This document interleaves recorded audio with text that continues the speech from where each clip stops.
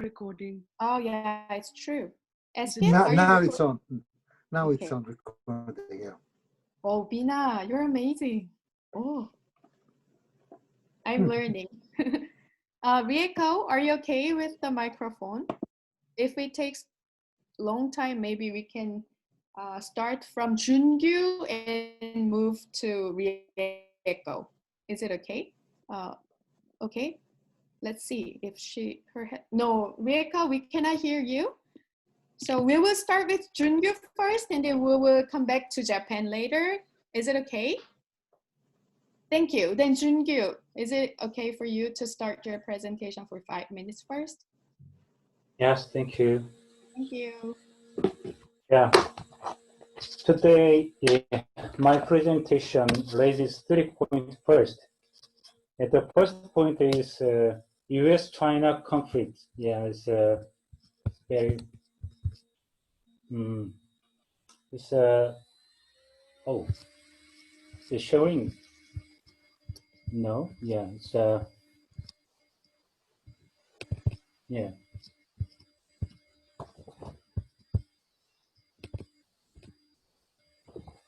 It's the first point is U.S.-China conflict. Yeah, the escalation of the U.S.-China conflict increases the risk that South Korea allied with the U.S. and where U.S. troops are stationed, will unintentionally be involved in certain conflicts, especially military collision, so-called risk of entrapment. In addition, South Korea could suffer collateral damage from the U.S.-China conflict. When the U.S. deployed THAAD in southern Korea in 2017, China imposed sanctions on South Korea, not on the U.S. Above all, Korean peace process may degenerate into material for the U.S.-China dogfight because the U.S. and China are main actors in the process. One more thing is the strengthening of the U.S.-Japan alliance, the cornerstone of the U.S.-Asia-Pacific strategy. Strengthening the U.S.-Japan alliance has resulted in the expansion of Japan's military and its military buildup. These moves in Japan have generated a vicious cycle of widening the gulf over unresolved historical issues and provoking Korea and China. Regarding China issues, I think there are cases we have to criticize China, such as military actions that threaten neighboring countries, and, for example, Hong Kong issues. On the other hand, we need to treat China, we need to deal with China issues from a multidimensional perspective, such as relations with the United States, for example, arms race and nuclear issues. The second point is arms race in Northeast Asia and the Pacific regions, which is related to the first point and is not. It is clear that the US-China relations are a catalyst for the arms race in Northeast Asia. However, such external structural factor is not the only one. It's not the only one affecting arms buildup. For example, South Korea's arms buildup is attributable to 3 factors. First of all, the alliance with the US has encouraged arms buildup by purchasing made in USA weapons and sharing the cost of US forces in Korea, US forces in Korea. However, under a comparatively progressive, actually liberal government, such as the current Moon Jae-in government, the logic of self-reliant national defense serves as a justification for arms buildup. In addition, the South Korean government says arms buildup is required, is needed to respond to the unstable security environment of Northeast Asia. However, it is a pretext to realize the desire of South Korean military, such as the ocean-going Navy or the strategic air force. The third point is Korean peace process. Yeah. The Korean peace process.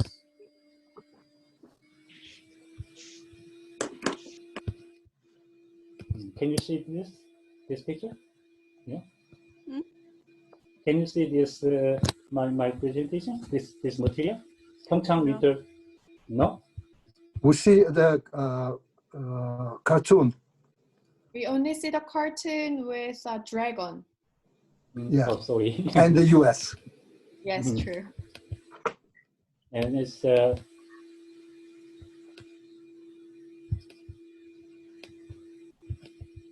yeah, it's showing this picture. Sorry, yeah. Just wait a moment.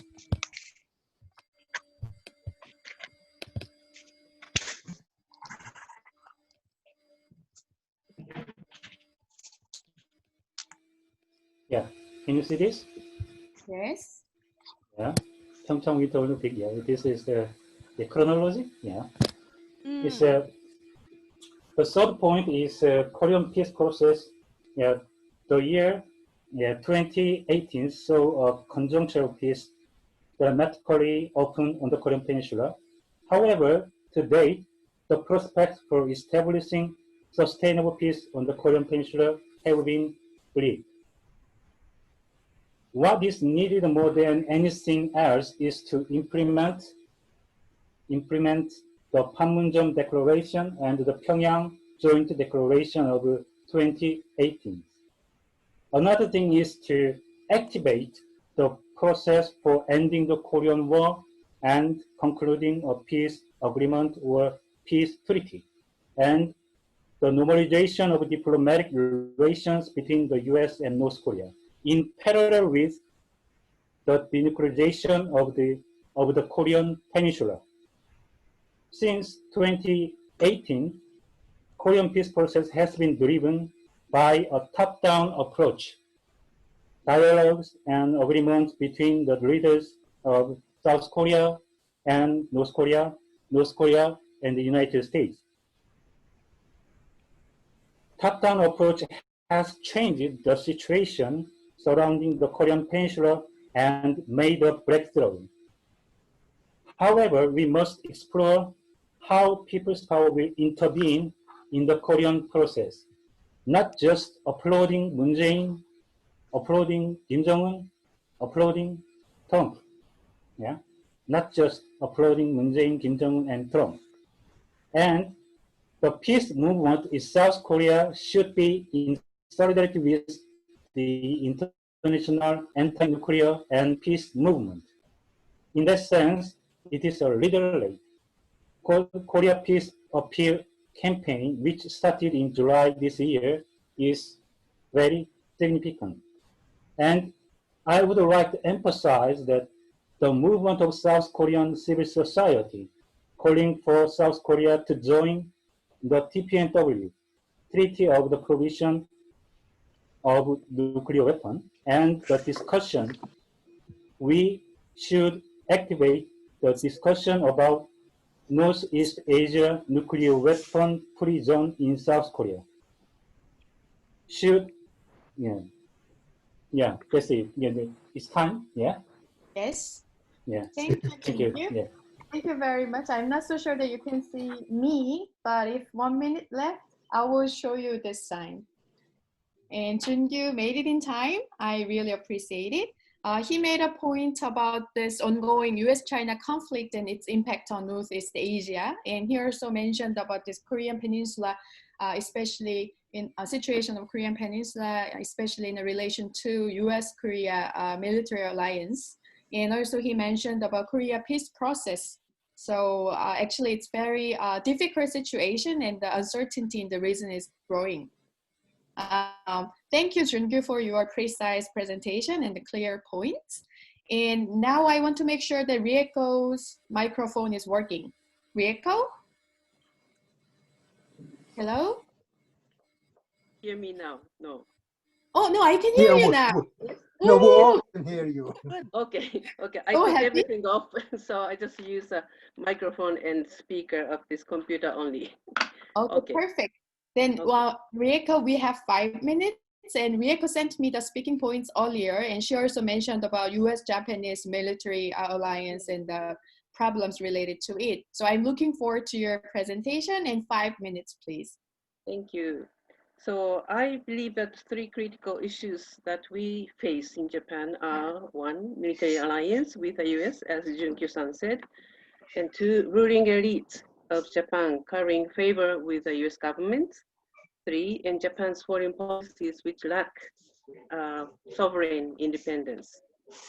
And I'm not speaking point to point, but at first I start with the Japan-US military alliance. The most important issue and the root cause of peace and security problems we face in Japan, or rather the problems that are caused by Japan to other Asian countries and to the world, is the Japan-US military alliance. This alliance system was first established by the bilateral treaty signed on the same day and in the shadow of the San Francisco Peace Treaty, by which Japan officially regained independence after the Second World War, and which ended the 60 years of the direct military occupation of the Allied forces, US forces. The treaty was revised and extended in 1960 to consolidate tighter and closer military, economic, and political relationship between the 2 countries. By then, the 3 forces of Japan's military, called Japan Self-Defense Forces, had been established. And under this alliance, Japan has played the role of a loyal aid for the US imperial agenda in this region, confronting with China, North Korea, and Russia. The sovereignty of Japan has been seriously undermined by this alliance, and Japan supported the successive US wars in Korea, Vietnam, and Gulf area, as well as in Afghanistan and Iraq, as crucial logistical base for the US. And as many of you know, more than 100 US military bases and installations deployed all over Japan, including in the Tokyo metropolitan area, causing serious damage and suffering to the people of Japan, especially of the people of Okinawa, where 70 of these US bases are located. Very heavy burden on the people of Okinawa. And this fact brings me to the talk about the other 2 issues. We have Japan's ruling elite and foreign policies lacking sovereign independence. And this alliance system has been maintained by the successive LDP governments, Liberal Democratic Party governments, which has never tried to face critically on Japan's responsibility on its past of aggression, despite Japan's post-war constitution that renounced wars. And after some of the Class A war criminals were executed, many of them were released and restored by the US occupation forces to high political positions, including ex-Prime Minister Kishi, who is Abe's grandfather. And those in the post-World War II political ruling circles, with a very few exceptions of the short-lived non-LDP governments, have always served the interests of the US and Japanese business circles, actually monopoly capitals. They have never seriously faced Japan's responsibility on its war of aggression and never worked on building truly friendly relationship with neighboring countries or tried to achieve the ideal of the Constitution of Japan. To the contrary, Abe's prime political goal was to change the Constitution since he took office for the 2nd time in 2013, and to scrap Article 9 and establish the full-fledged military forces of Japan. And exactly 5 years ago, on September the 19th, 2015, the security legislation was passed in the parliament despite fierce protests of the people and all opposition parties. This law allowed the exercise of the right of collective defense, which has been regarded as unconstitutional.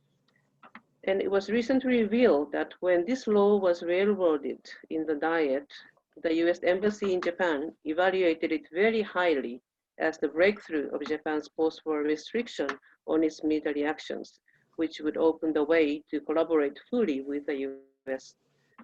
Although Abe was replaced by the new Prime Minister Suga just recently, Suga is a very person who has supported Abe as his chief cabinet secretary, and he pledges to succeed all of the policies upheld by Abe. So we don't see any brighter future in the new LDP government.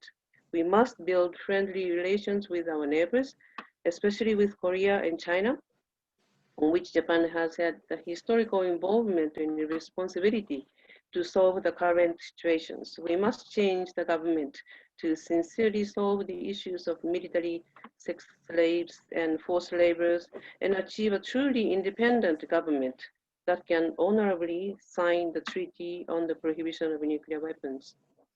And next up, about the response of the peace and justice movements. The peace and democracy movements in Japan are trying to bring fundamental change in both domestic and diplomatic policies of Japan by working together with opposition political parties, upholding democracy and constitutionalism. And after the 2015 security legislation, the Civil Alliance for Peace and Constitutionalism was formed, bringing together a broad range of citizens' movements which aimed to scrap the war laws, the security legislation, prevent militarization of Japan, and achieve peace and constitutionalism. In the last two national elections, all opposition parties signed the 13-point common agenda proposed by the Civil Alliance and fielded united candidates in the single-seat constituencies and had close fight with LDP co-main candidates. So the signing of the treaty on the prohibition of nuclear weapons will be included in the common agenda. It's in discussion now for the next general elections, which are expected in the very near future.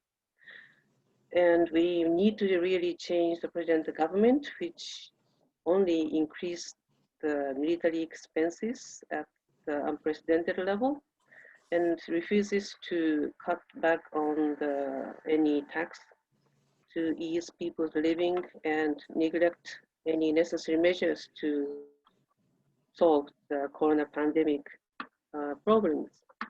Thank you, Rieko. Yes, so we are really fed up, and we are really seeing a very good opportunity to change Japan in the next election. Thank you. Thank you very much for the sharing. Thanks a lot. As you just share about, you mentioned about Suga, the new Prime Minister of Japan, and you said you don't see the brighter future. But today, I'm not so sure, let us see, but today Suga sent a message to President Moon Jae-in of South Korea that he wants to have a better relationship. So I'm not so sure that what does he mean by better. So let us see. Thank you for the sharing from Japanese society. And now we are going to invite Enkhsaikhan from Mongolia. Mongolia is taking a very decisive role to make peace in Northeast Asia, especially the Blue Banner. The Enkhsaikhan is, working together. So now is the time for Enkhsaikhan. 5 minutes. Please share your story from your point of view. Thank you very much. I hope you're hearing me well. Very well. Thank you. Okay. First of all, I would like to introduce Mongolia very briefly, because from history, you know that Genghis Khan conquered half of the world and so on. But not, people don't know the population. I asked some people and they say, well, it's maybe 30, 50 million and so on, so on. So speaking after, let's say, our two previous speakers who represent large populations like Japan more than 100 million, South Korea 50 million. Our population is only 3.2 million. So it's a small country, but we never say it's a small country. So small in population, but it's a country that tries to play some role in Northeast Asia. Connected with the nuclear issues, I would like to say that Mongolia witnessed about 27% of nuclear weapon tests in the world, meaning in Russia and China. More than 500 nuclear weapon tests have been held. So we're allergic to this issue. The second thing is that during the Cold War, we're Soviet ally, and as Soviet ally, we allowed them to base military bases in Mongolia. And when Sino-Soviet relations became very tense, there was a time when the Soviets were thinking of making a preemptive strike against China. And they even approached their Warsaw Pact allies and the US to see what would be their reaction. The US said that if you would do that, it's going to be World War III.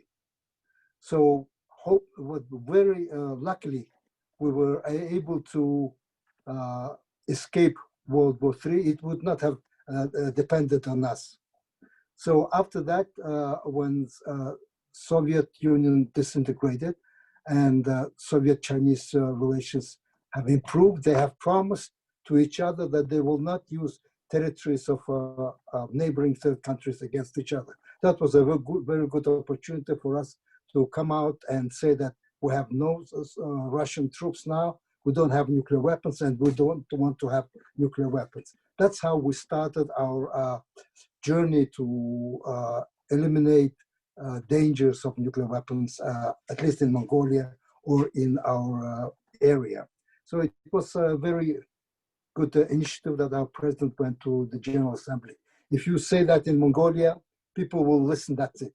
But when he goes to the General Assembly and declares that, that has a very big impact on that. People began asking, why are you coming with that idea and so on. So we always reminded them that during the Sino-Soviet period, we were under a very big danger of becoming used as a land base for nuclear exchanges.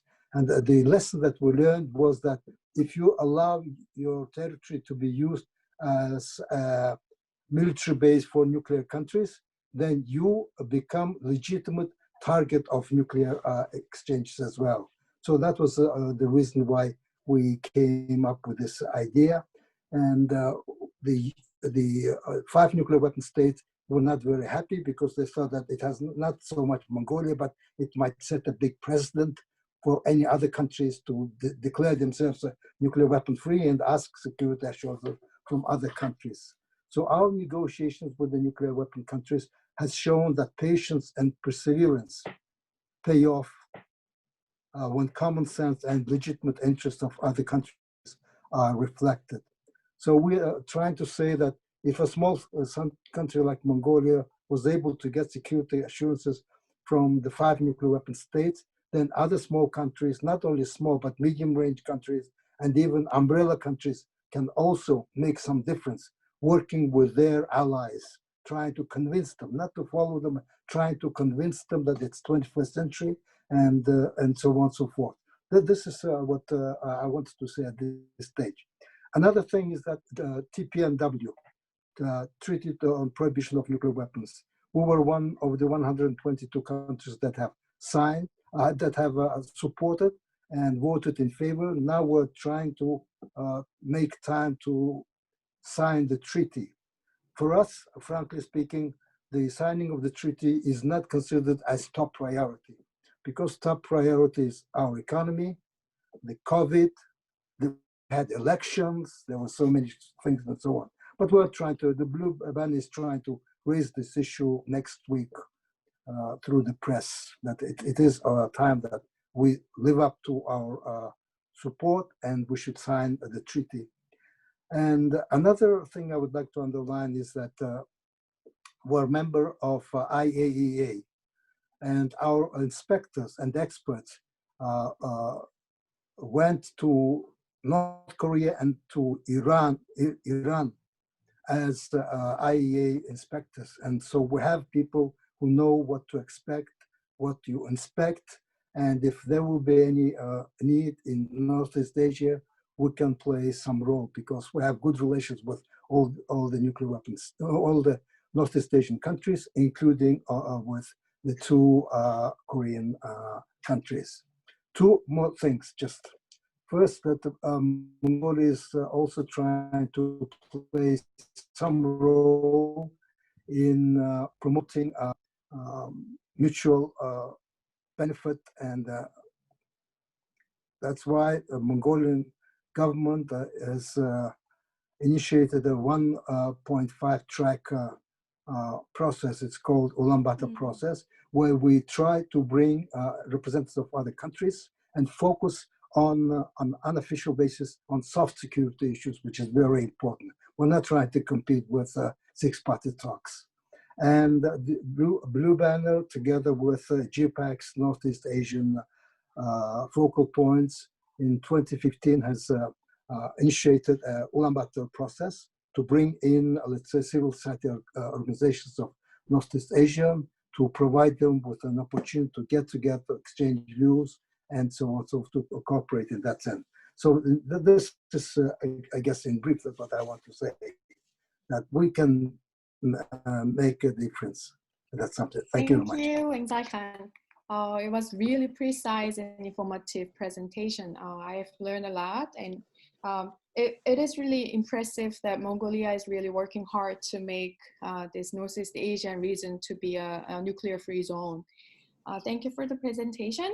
And now we are moving to the Philippines. So we have Cora as the next presenter. Cora, are you ready? Yes. Yes, the floor is Good evening. yours. 5 minutes. Yes. Okay. Good evening, everyone. It's good to hear that today is the International Peace Day, Peace. but in the Philippines, it is full of commemoration of one of the darkest days in our history.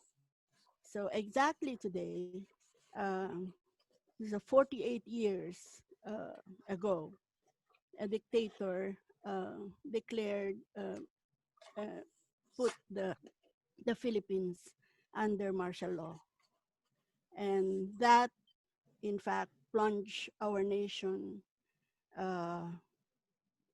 into one of the most devastating social, economic, and political crises we have ever known. That tyrannical rule has orchestrated tens of thousands of incarcerations, extrajudicial killings, and forced disappearances. We have many desaparecidos until today, tortures and internal displacements, and the destruction of our democratic institutions, and an almost bankrupt Philippine economy. That dictatorial regime was overthrown in a people power revolt, uprising, I would rather say, in 1986, that gave us back our democratic freedom,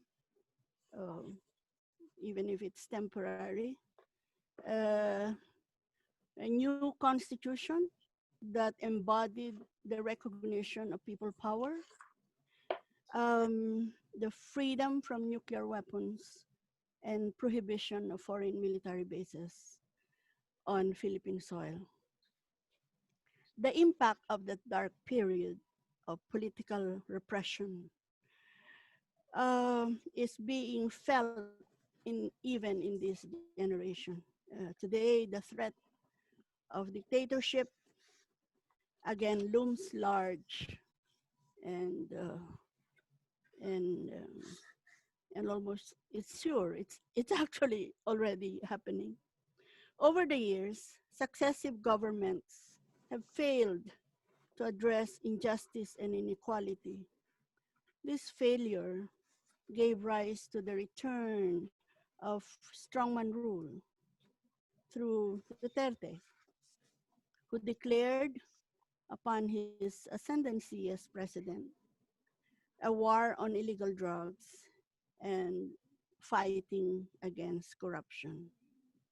Uh, and this resulted in impunity for massive human rights violations, assaults on our democratic institutions, and the crippling of popular discontent and the entrenchment of new cronies that fast-track and anti-people economic programs that is clearly not the solution to the widespread poverty and oppression in the Philippines.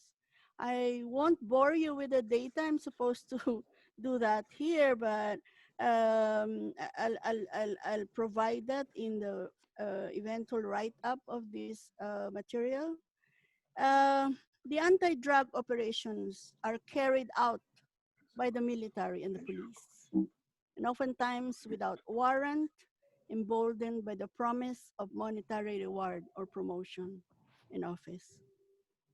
The militarization of government bureaucracy has transformed the military and the police into the political base of the authoritarian presidents, whose patronage worsened a tradition of impunity within the armed forces, resulting in the massive disregard of human rights, extrajudicial killings, and corruption in government agencies headed by military officers.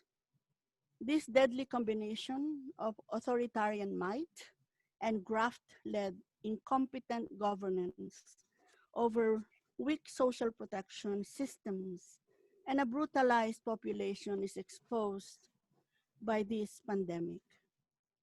The Philippines is the epicenter of COVID-19 in Southeast Asia today, despite having the longest quarantine lockdown period until today.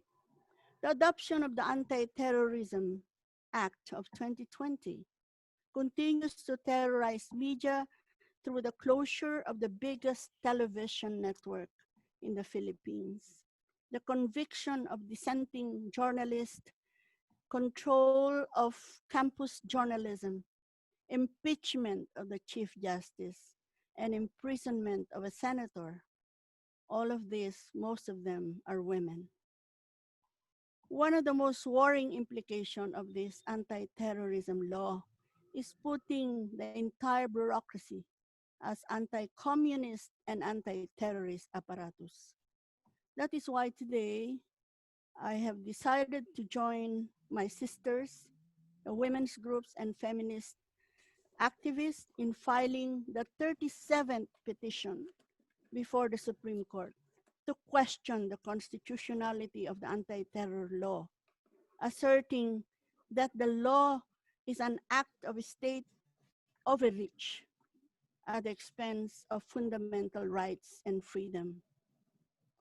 The change that people were clamoring for this has been appropriated by a populist, narcissist, misogynist autocrat who peddle our land, sea resources, and people and bow to foreign powers such as the United States and Japan and China. This brings me, therefore, to the second part of this presentation.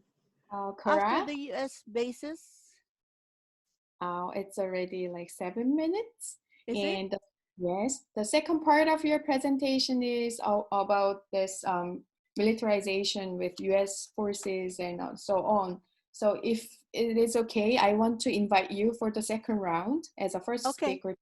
Sure. Is it okay? Thank you So much for the over information. It must be really tough in the Philippines. Thank you for the sharing. And now I want to move on the presentation of Bina.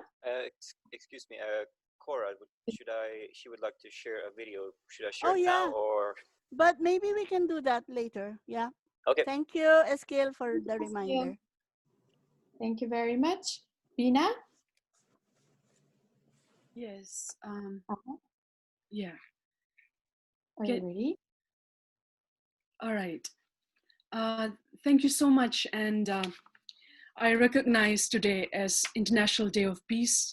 I also recognize after Cora's really painful presentation of what's happening. In fact, what she's saying could be true of northeast of India and what's happening there.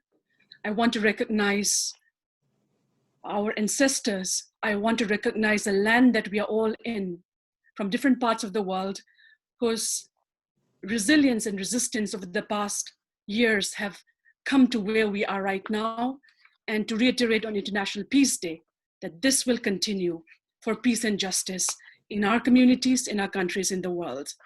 With this, I'm going to briefly share about what's happening in South Asia.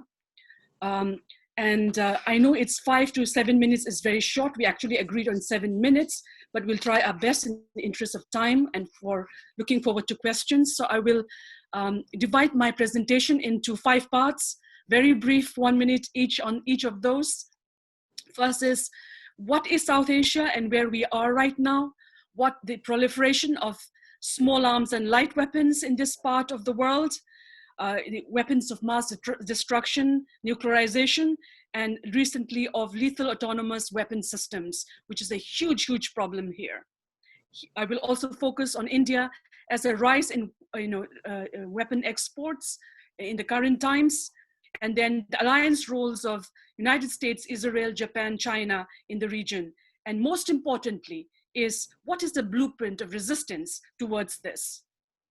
So South Asia, when I speak about South Asia, it comprises of mostly 8 countries, starting from Afghanistan, Pakistan, Bangladesh, Sri Lanka, Nepal, Bhutan, Maldives, and all of that.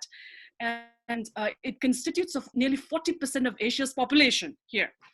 And this region is also considered as the second most violent place on earth.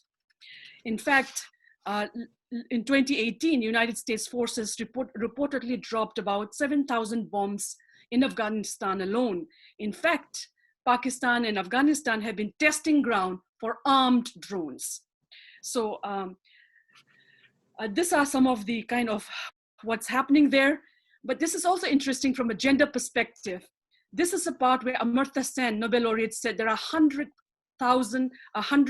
million missing women in this part of the world, only in South Asia. So on one hand, we have a very gender skewed society. On the other hand, we have a deeply militarized and a deeply bombed society in this part of the world. We have one regional organization there called SAARC, South Asia Association for Regional Cooperation, which is like a dead duck, doesn't work. It was established in 1985, and South Asia is the only region in the world where there's hardly only 5% cooperation between its neighbors. So this is where the problem lies. There are lots of border problems. Many parts of South Asia were under British rule, colonized, and it has resulted to a lot of cross-border wars in Asia. So that's what's happening. Let me dwell a little bit on an area of research that I have been involved for the last 15 years of my life, on the origin of wars and small arms and light weapons in this part of Asia. This part of Asia was, during the Cold War times, the dumping ground of Russian and American weaponry in Afghanistan and Pakistan. America dumped 80 million worth of guns in just Pakistan alone. And then the Southeast Asian arms bazaar, Southeast Asia, Thailand, Laos, Cambodia. So South Asia became the point of many of these illegal arms trafficking and also narco trafficking. Arms and drugs are the ones with the most amount of illegal trafficking going on, and South Asia is a major part of that, what is happening. Now, just to share in terms of what is happening in, so at the moment we have 75 million firearms. And if you think India is a land of Gandhi, think twice. We have 40 million firearms in India. After America, we are the country with the second highest civilian possession of firearms. So we have a lot of guns.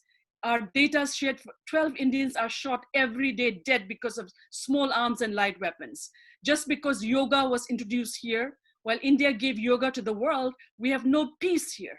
And we are in a place where those who are worshiping Gandhi's killers are now a reality in today's India.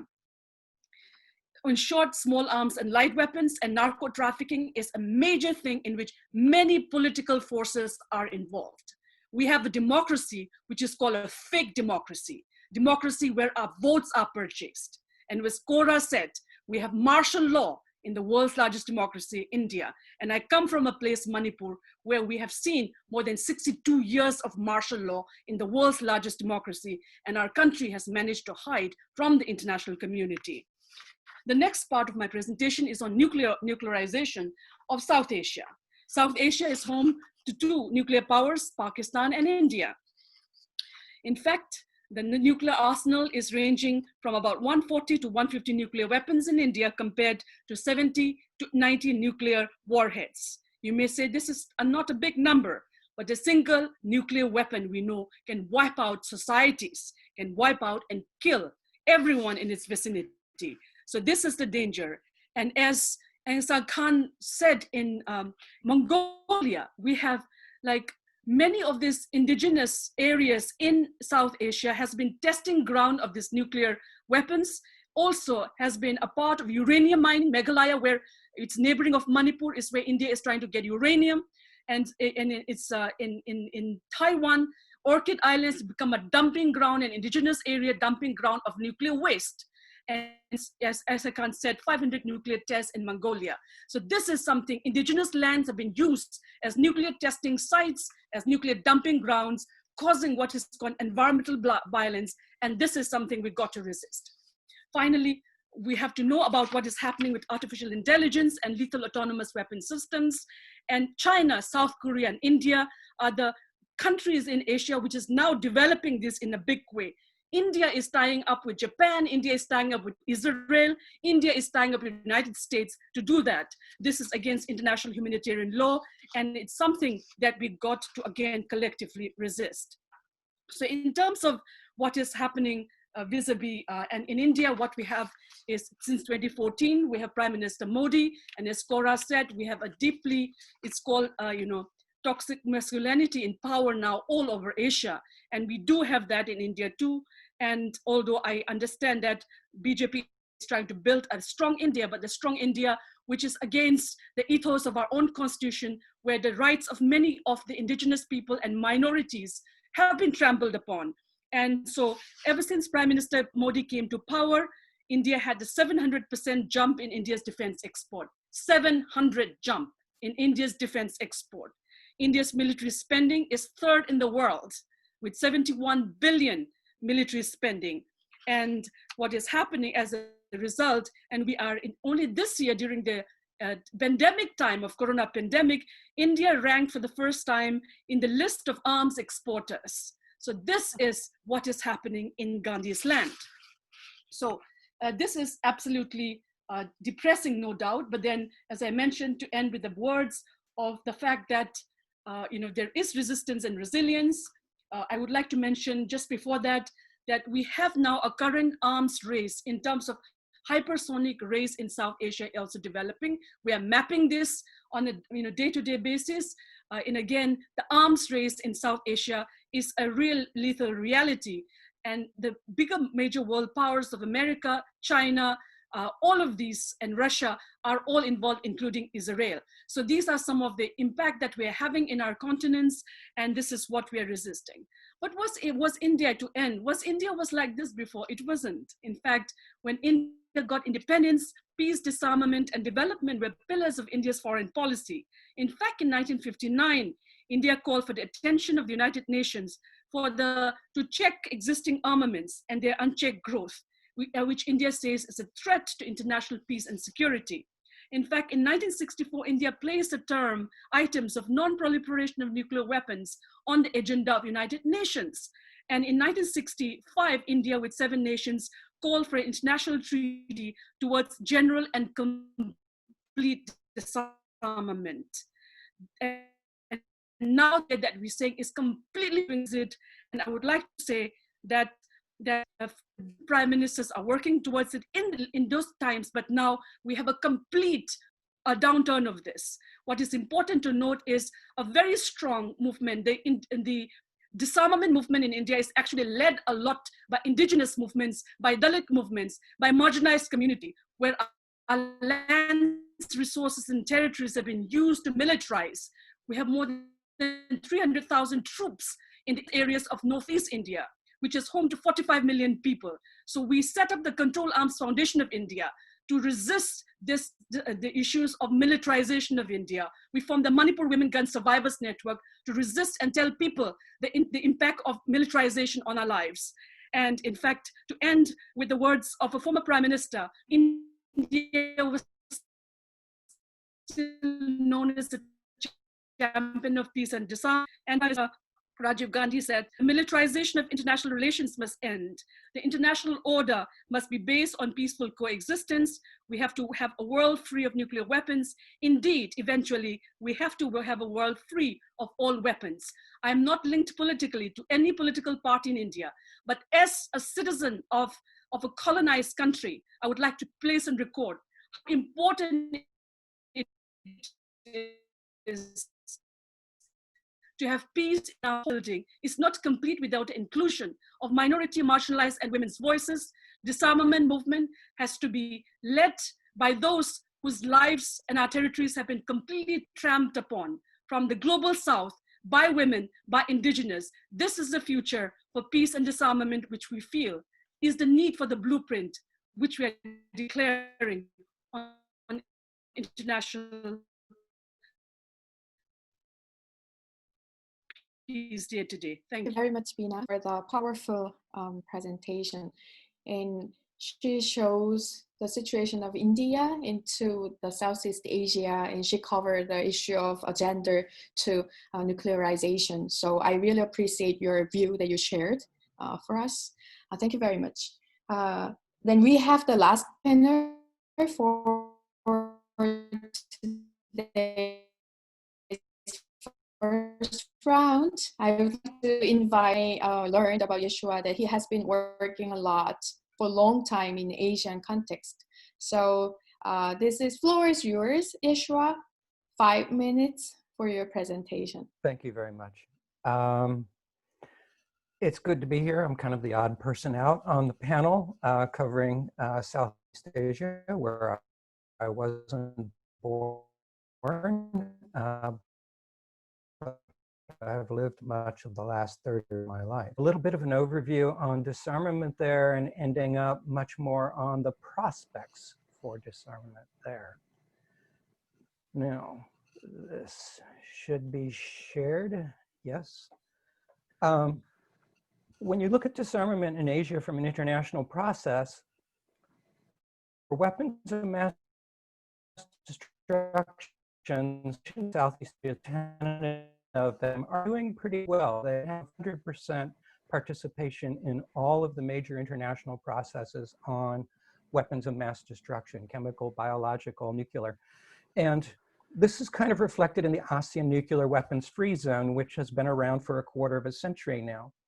The ASEAN nuclear weapons free zone looks a lot like many of the other nuclear weapons free zones as an initial protocol which can sign by nuclear weapons states promising to abide by these restrictions and not use or threaten the use of nuclear weapons in ASEAN. To date, none of the nuclear weapons states have signed that additional protocol to the ASEAN nuclear weapons free zone. And this is a possible entry point for our friends in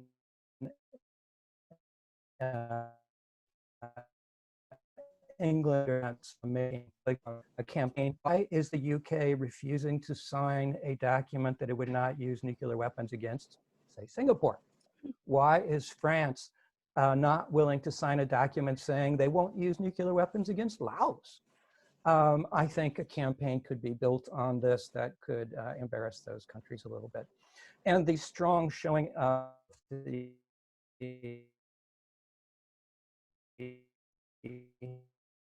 nuclear agreements also allow the prohibition of nuclear weapons are not most compliance with the treaty, the new treaty on the prohibition of nuclear weapons of any region of the world. The Treaty on the Prohibition of Nuclear Weapons is a humanitarian disarmament convention, which is the lead on disarmament activities because it's not taking the state-based security frame, but it's as though people matter. Again, I have a fairly strong showing in this, with most of the states complying with the Anti-Personnel Landmine Ban Treaty of 1997. A weaker showing on the Cluster Munition Convention, but still the strongest of the three Asian regions of East Asia, South Asia, and Southeast Asia. A little bit less strong, and actually no ratification,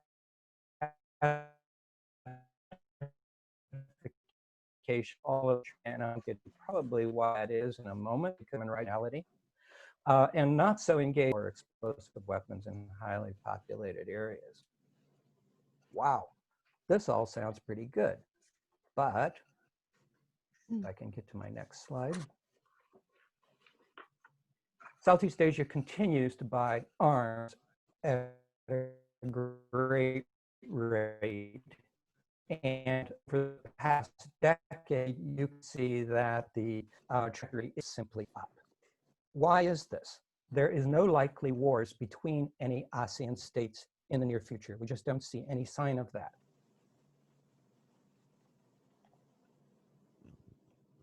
And that gets to my last point. Can meaningful disarmament happen without popular participation? Citizen engagement on munitions in the Asian region, because there's a real deficit of meaningful democracy in the region. Currently, of the 10 ASEAN states, 4 of them are one-party states. There's no possibility of challenging outside that. 2 of them are military dictatorships. 1 of them is an absolute monarchy.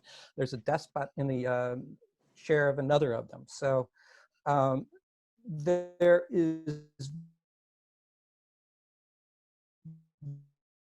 very little for people's participation in the ASEAN region. It has one of the lowest scores on people's participation in governance anywhere. State security has been achieved, but not human security, and the military remains a very powerful sector of society. Most of the Southeast Asian countries suffer from generalization, which means former military generals becoming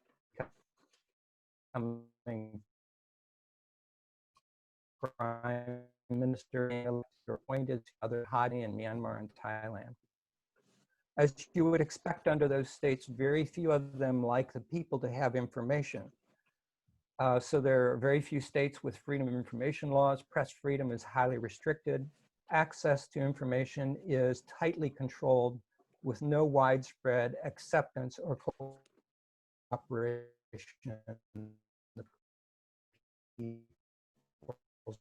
Right. Internet wars.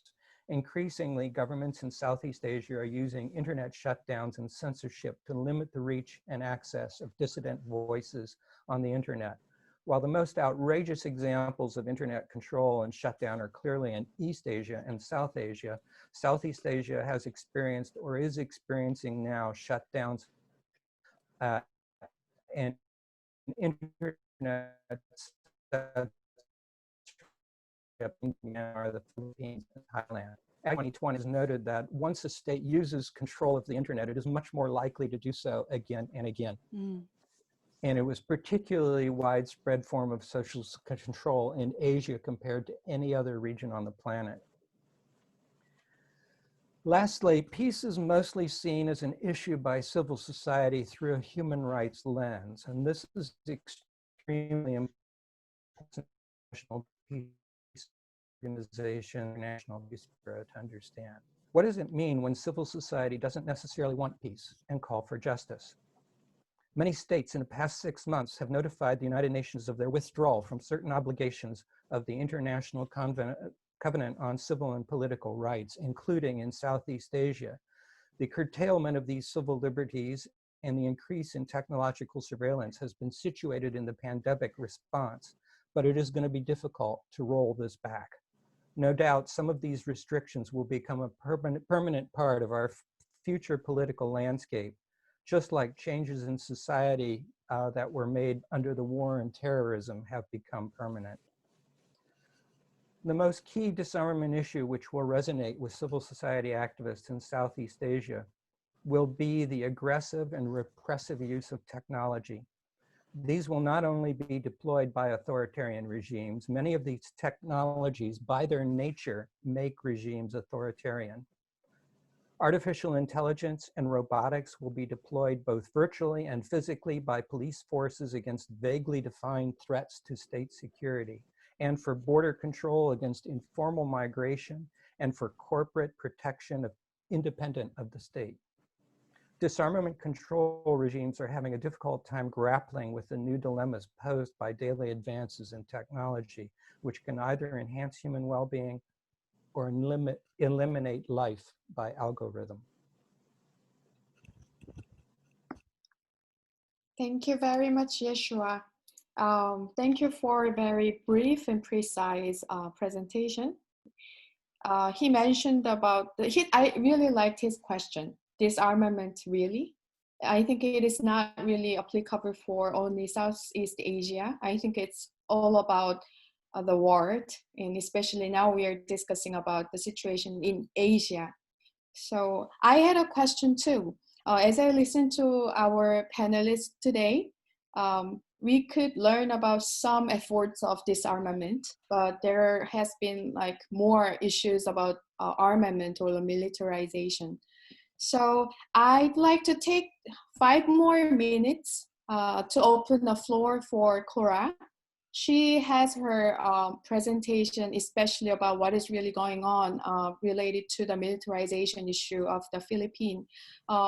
In relation to Yeshua's presentation, I hope that Cora can make the point in 5 minutes about your second presentation. And we will see your video and we will start the Q&A session. Cora? Thank you, Ayung. Well, the second part is actually more on the development that is happening in terms of the defense military relation with the United States. Of course, we are under basically 2 agreements after the US bases were closed in 1992. And these 2 agreements have, actually is equivalent to the provisions under the rejected military bases agreement. The thing here is that recently there has been talks, and we have been told that these are already finalized. The return of the US Navy together with Australian Navy, a facility is being built in Subic, which was the former base. It's not a very big area, but it's actually 600 hectares of land. And this is, they said, being developed into a Philippine military facility.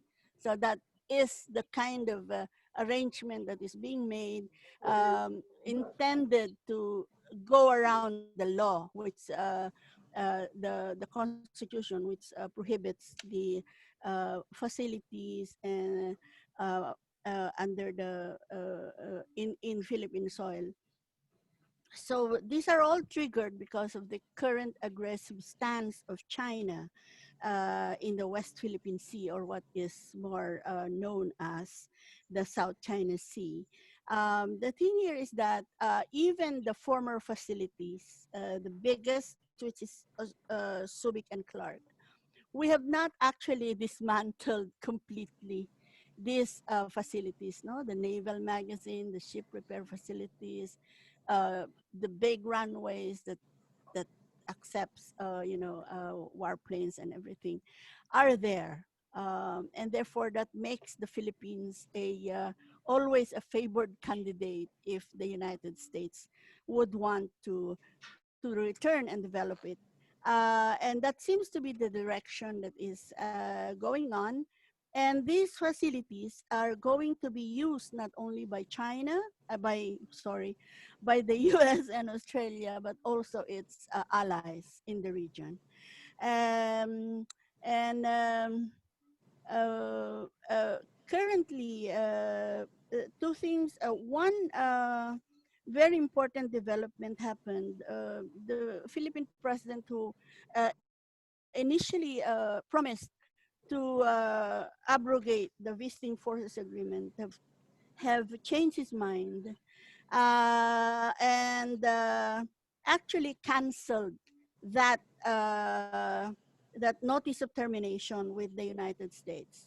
And then quite recently, the Philippine president have declared, have granted an absolute pardon to the US soldier who committed murder against a trans woman in the Philippines, which is actually have created an uproar and a demand for justice, not only by the family, but also the LGBTQ community. And of course, we consider this as an insult to Philippine sovereignty.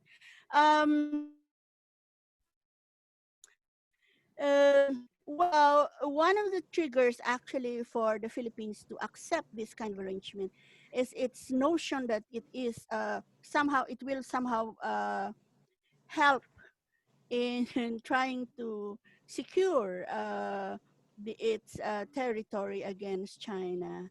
At the moment, the the Philippine president is actually back and forth, you know, flip-flopping depending on his mood, or even when he wants favor from China, then he turns away from the United States. So that is the kind of, you know, policy that is going on nowadays, and therefore we are trying to analyze this and see where we can, what do you call this, more proactively turn the discourse around and have the upper hand, which is not easy, because when it comes to talking about China and the impact on our economy and its rising military power, uh, it is not easy to look at the geographical contours of this, the geographical implications of this issue. I think I would stop there and say that we continue to be not really optimistic, but in a fighting mood in terms of asking the Philippine president to resign, or the possibility of ouster is not very clear to us at the moment. But we are very optimistic that no tyrant, you know, no dictator will remain. And I think that big work comes in terms of trying to build a critical mass in the Philippines to be able to, you know, forge unities among us. You know, like many of you will be very aware that we have a very divided movement in the Philippines, but we are trying our best. So thank you. Thank you very much for the second round presentation, Cora. And we do have a video that you wanted to share with all members of this webinar. Yeah, Do you think it's 80 seconds. Yeah, please. Okay. Thank you. Thank you.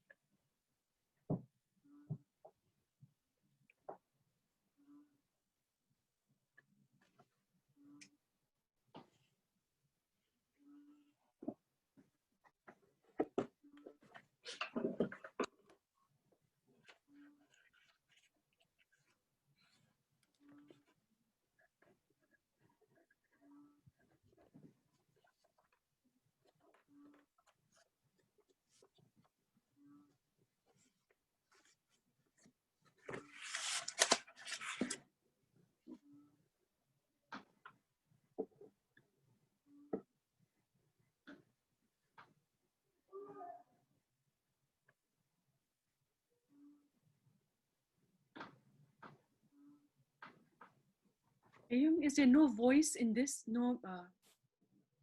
There's supposed to be music, but it's okay.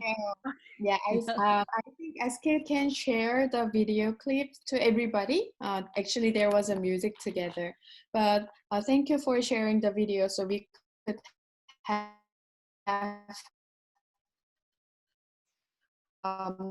sense of what is going on in the Philippines. And with this COVID-19 pandemic, there are so many people on the street to fight against this violent regime.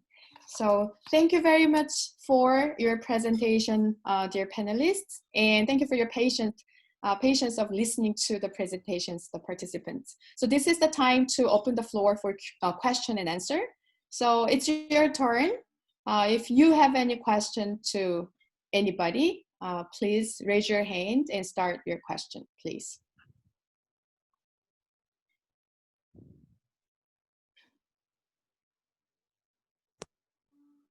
Okay, Bina? Yes. Actually, my question is to Enkhsaikhan.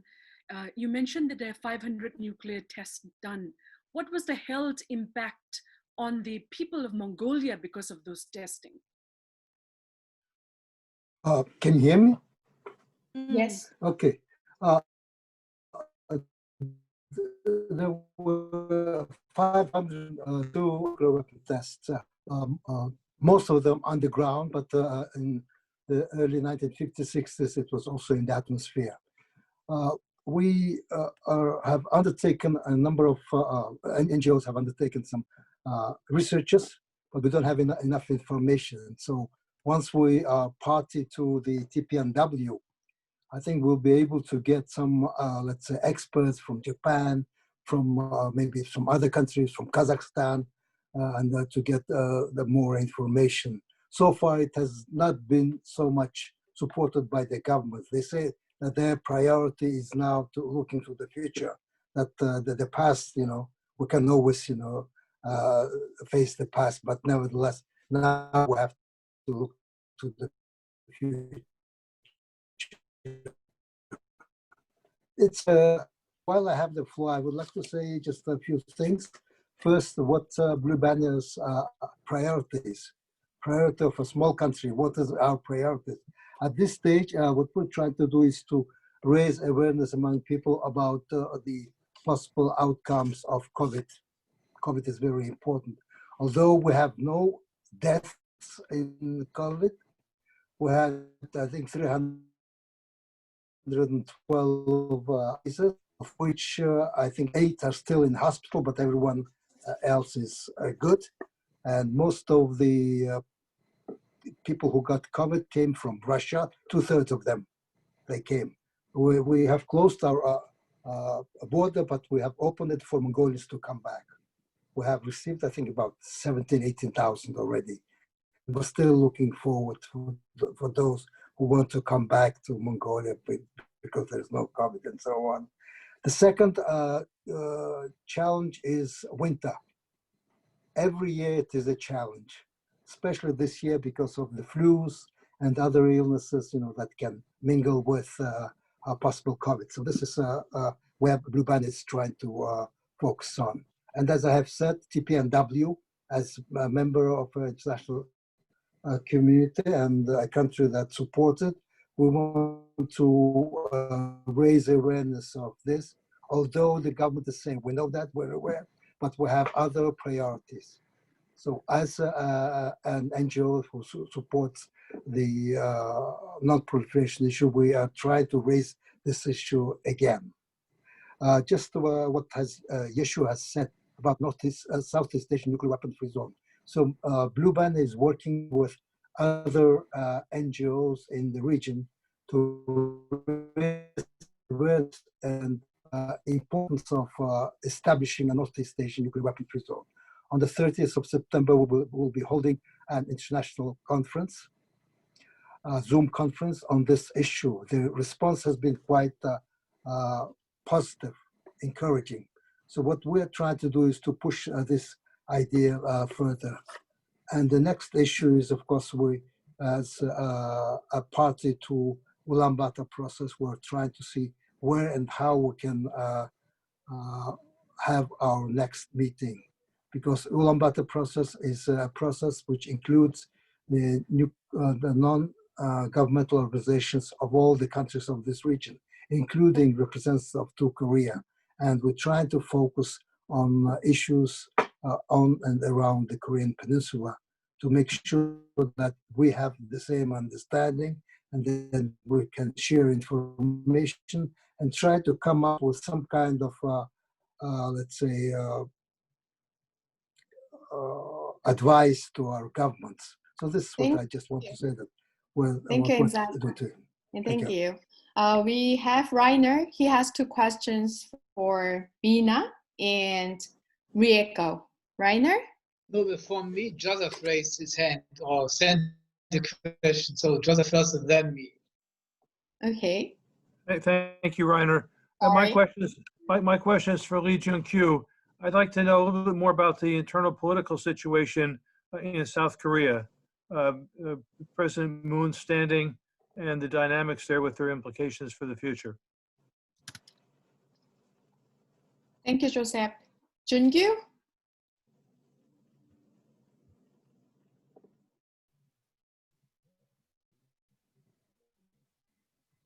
Yeah, the question is about South Korea's domestic politics.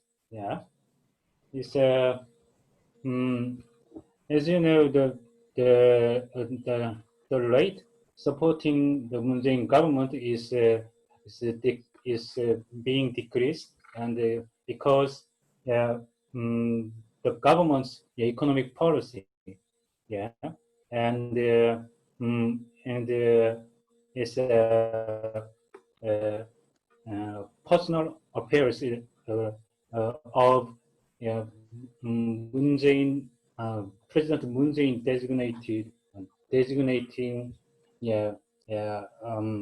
ministers, and especially young generations.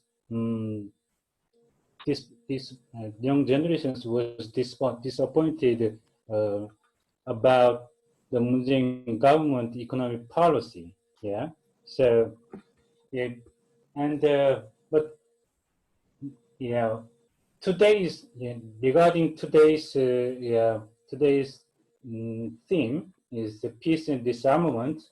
As I'd like to emphasize the Moon Jae-in government policies is the problem is the gap between rhetoric and the reality. For example, President Moon Jae-in raised human security and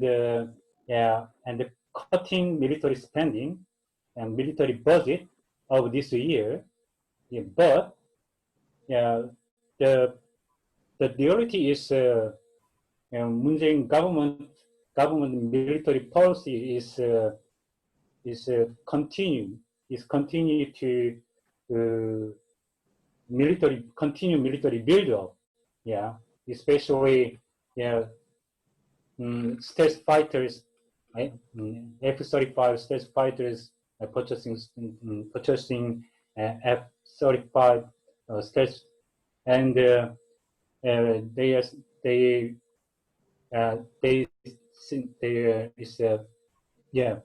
for example, and their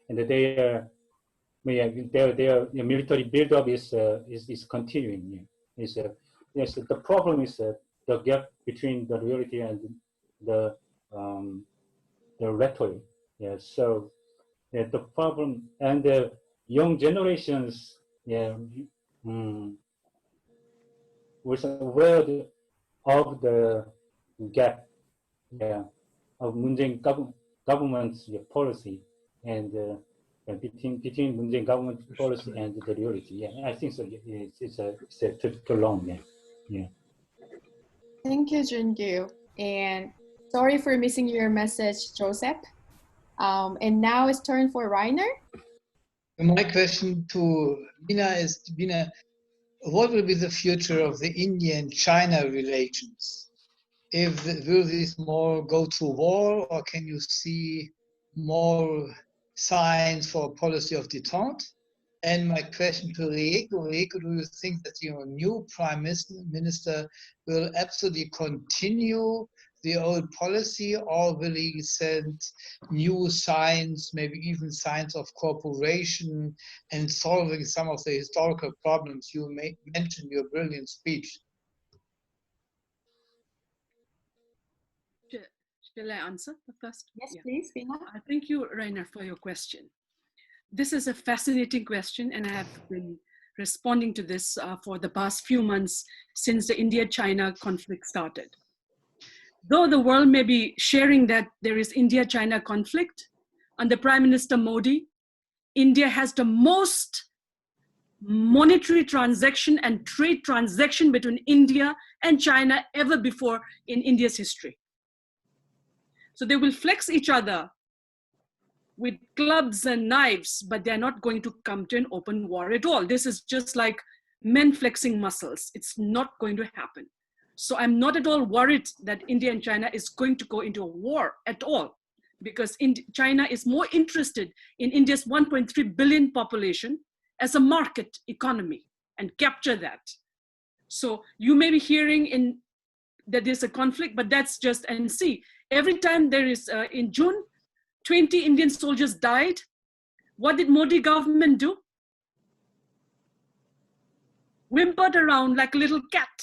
It didn't do anything. Why? Because it had Gujarat and Beijing has very close ties than we can ever imagine. So this is the reality, Rainer. And just before Rieko answers the rest, I was struck by what Rieko said about 100 military bases, Rieko. This is like an epidemic of militarization. And how can we go on with this? It's not normal at all. And so my worry. Comfort of Friday. Absolutely. And this hundreds of military bases, this is really, really shocking to know. And in terms of what Yeshua said, if Yeshua is still around, on how the crackdown using of artificial intelligence on the war is going to be fought on the internet, the shutting down of, like, India is the only country in South Asia with the highest number of internet shutdowns.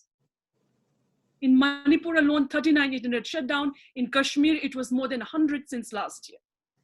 So this is a very important element which Yeshua has brought out. And we are, like, as I said, what are the strategies for responding to this kind of threat? It is not about autocratic authoritarian regime like what Cora said, with starting with Duarte, with starting with Modi, but we are also having religion. Many of these countries are playing into religious fundamentalism, like India with Hindus, Burma with Buddhists. And so this is something that we have other layers which we haven't really deciphered. Thank you, Bina. Rieko? Yes, thank you. Thank you, Raina, for the question. As I said, Suga is the one who was the cabinet secretary, and he was the spokesperson of the Abe government for many years. With all the political scandals that Abe suffered, and whenever Abe was supposed to be questioned more strongly, he was the one who was, Suga was the one who was always suppressed those questions from the reporters in the press conference, and really disgusting kind of answers given to them.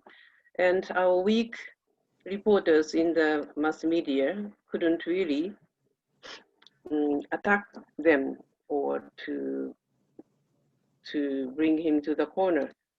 And the reason why Suga was elected as prime minister is has a lot to do with the LDP's inner politics.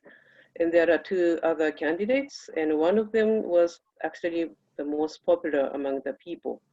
But because of the factions, the dynamics of the factions inside the LDP, Suga got the most support because I think many of the politicians didn't want their weakness or their scandals to be actually revealed by other candidates, which are more critical to Abe.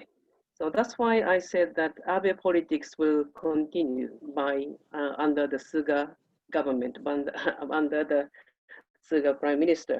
And I heard that Suga said something about the starting of the political dialogue with Korea, South Korea. I think it's a good thing, but what kind of content that he is going to bring, we do not have any illusion about the better foreign policies than Abe would say. But because of the establishment of the new government, all the mainstream mass media are just flattering of the appointment of the new prime minister, saying that he is the son of the farmer and had a lot of difficulty in getting his political career, but actually a lot of lies are involved in these, and just the Cinderella stories are spreading by the mass media, which is really disgusting. But and the support rate of the government, LDP government, just shut up because of the assuming of this new prime minister. And with this situation while this situation is continuing, the LDP wants to have the next election. But I think we really need to disillusion all these lies, and there is some other moves on the side of the police and also the side of the Justice Department of the arresting of one of the cause of the Abe scandal. So there may be some more political moves that we expect to see, and we really want to take advantage of them to really bring some change during the election, through the election. Thank you, Rieko. Thank you very much. It's already 90 minutes and I see some hands moving. So we started like 5 minutes late this webinar. So if it is okay, I would like to have 5 more minutes to wrap up this webinar. Is it okay for you, everybody? Is it okay? Thanks a lot. Enkhsaikhan, do you have any questions? Yes, I have a question to JunKyue, if that's possible. He mentioned about difference between rhetoric and reality of the present South Korean president, saying that he's that the South Korean government now is buying weapons from the United States. I thought that in my view is that he had to do that so as to deflect the pressure that Trump is putting on South Korean government to increase 5-fold South Koreans' contribution to defense burden sharing. I thought that that was why the Moon Jae-in's government decided to purchase the weapons so as to deflect future pressures from the US government. I don't know if that my understanding is correct or not. I would like to know JunKyue's view on this. Yeah, it's, yeah, thank you. Yeah, yeah. Sorry. Yeah. It's okay? Yeah. Yes. Yeah. It's, yeah, of course, yeah, as I mentioned, yeah, in my presentation today, yes, the alliance with the US, yeah, is has encouraged the arms buildup, especially, yeah, South Korea's yeah, military spending is increasing. Yeah, so there's a main factor, and there's is an important factor. Yeah, but I think not just race, not just related to the U.S. My point is, and I wanted to emphasize this is a domestic factor of South Korea. Yeah, in terms of military buildup, arms buildup. Yeah, yes. So I pointed out two additional factors. One is yes, the logic of self-reliant national defense. Yeah, it's a kind of nationalistic orientation. Yeah, it's a Moon Jae-in government is basically liberal government. Yeah, but they have the Moon Jae-in government has a kind of nationalistic orientation. Yeah, so it is reality. Yeah, and one more additional factor is the South Korean military logic. Yeah, the South Korean military has a kind of desire of a strong military. Yeah, for example, as I mentioned, the ocean ongoing navy. So they say we need light aircraft carrier. We need nuclear powered submarine. As for example, the South Korean Air Force have the desire of strategic Air Force. They say we need military satellite. We need